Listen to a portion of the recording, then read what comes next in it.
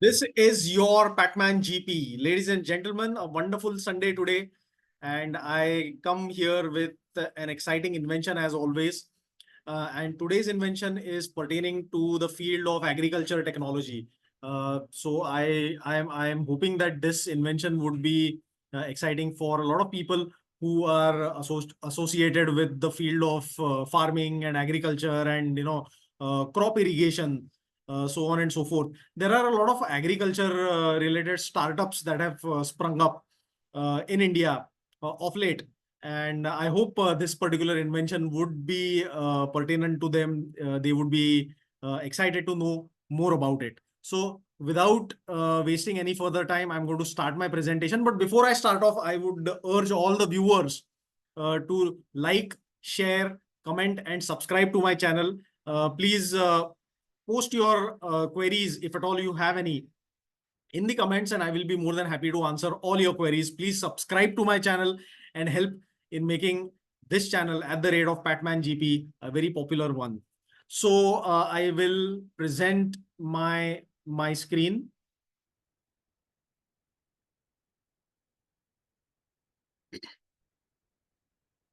So the title of today's invention is automatic traveling railgun irrigation system. So as I mentioned, it is related to the field of agriculture technology. So it is an irrigation system basically, and it is an automatic traveling railgun irrigation system. Okay. Now the Indian Patent Office has already granted a patent for this particular invention. So congratulations to the inventors. I'll go to the next slide. You'll come to know about the credentials of this particular patent. So the patent number for this particular invention is 517907, and the patent has been granted in the name of an Indian company, AGROTIS Technologies LLP. So congratulations to AGROTIS Technologies. And this patent was granted recently by the Indian Patent Office. So congratulations. Before I move on to the nitty-gritties of what is the invention, as always, I would like to spend some time in talking about what are the problems which the inventor has identified from the pre-existing technology or from the prior art, as we call it in the patenting language. So what are the drawbacks? What are the problems which the inventor has identified?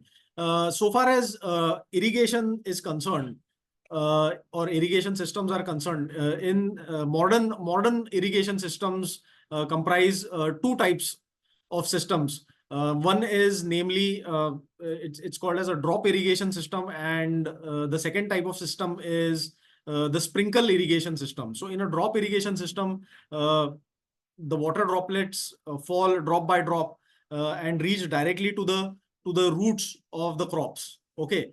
Now, this type of irrigation system is utilized in those places where there is water scarcity.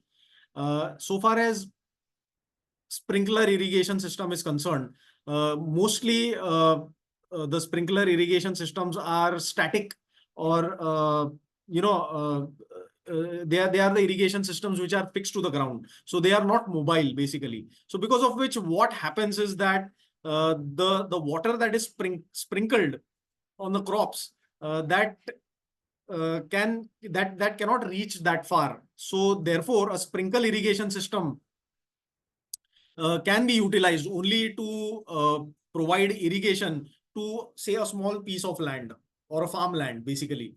Okay, and that is one of the biggest drawbacks which has been identified by our inventor from the prior art.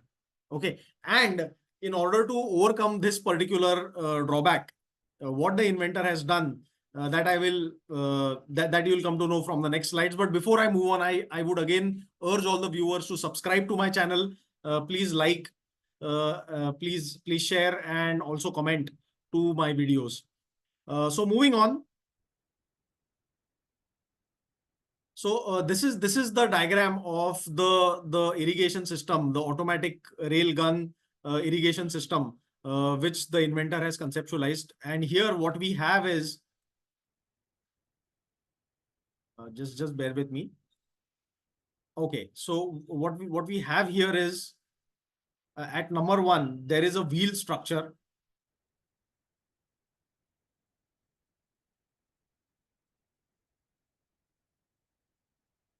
sorry, pardon me. So at number 1, we have the wheel structure. At number 2, we have the hydro motor. Now, this is the motor which actually pumps, which helps in taking water from one end from the water supply source, and it sends the water to the rail gun from where it is sprinkled onto the crops. Then there is a gearbox at number 3, and there is a winder assembly rotor at number 4.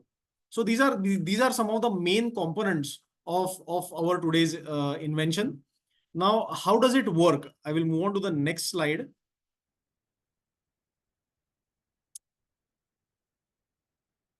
Okay, so this is the motor. Okay, and the point A, which is denoted by number 6, the water supply comes through the point A, and the and it is sort of pumped towards point B, where the water sprinkler, the rail gun, is connected. So at the top. So when the water comes, it goes into the hydro motor, and then it is pumped into the rail gun so that the water can be sprinkled onto the crops. Now, this particular rail gun, it is adjustable in such a way that number 1, it is rotating in 360 degrees. So therefore, water is sprinkled on the crops in a 360-degree manner. Then the angle of this particular this particular bar over here, the green color bar, it can be changed. Okay, so therefore the angle with which the water is sprinkled onto the crops, that also can change. So the water can be sprinkled far and wide. Okay, these are the two benefits that are coming out of this invention. Most importantly, it is also a self-propelling sort of an irrigation system. It is not a static irrigation system of the prior art. It is not similar to that. How does it self-propel itself? That is something that is very important to know. Okay, so the central shaft of this hydro motor is somewhere connected to the gearbox by a chain and by a chain mechanism. Now, what are the peculiar features of a chain mechanism? I'll just briefly explain that. So a chain mechanism or a chain drive comprises a sprocket, okay, and then there is a driver over here, and there is a chain that is wound around the sprocket as well as the chain. So whenever power is subjected on the sprocket, okay, that power through the chain, it is delivered to the driver, and therefore the driver also rotates. So this is a typical mechanism that we see in our bicycles. Okay, so therefore the central shaft of the hydro motor is connected to this gearbox. Okay, and therefore the power from this motor is somewhere it is transferred directly to the rotor or the winder assembly through the gearbox. Okay, and that is how as soon as the hydro motor it rotates, the shaft rotates, and the power of the shaft, it is transmitted to the winder, and this winder or the rotor, it is somewhere connected to the wheels, and that is how it is propelled. It moves back and forth. So therefore it is a self-propelling, self-moving, automatically moving sort of an irrigation system. It is not static, and therefore it can be transported. You know, the irrigation system in its entirety can be transported from one part of the farmland to another part of the farmland, and therefore a large part of the farmland, a larger farmland in general, can be covered or can be irrigated by this particular irrigation system. So that is another technical advantage. Last but not the least, there is also a bypass valve that is sort of fitted close to the pump, close to the water supply, basically. So when does this bypass valve, when it is utilized?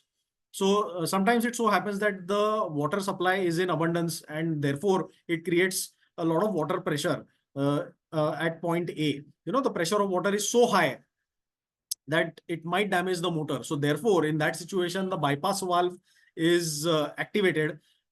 In that situation, the water does not enter the motor, it directly bypasses the motor and enters and moves towards point B. And after that, after it reaches the point B, the water reaches the point B and it is ejected out or sprinkled out through the railgun 5. So that is another variant of this particular invention. So, ladies and gentlemen, this is today's invention. If you liked it, please please subscribe to my channel. Please like my videos. Please share it with your friends, and please do comment if you have any questions. Please post them in my comments, and I'll be more than happy to answer your questions. This is your Pacman GP.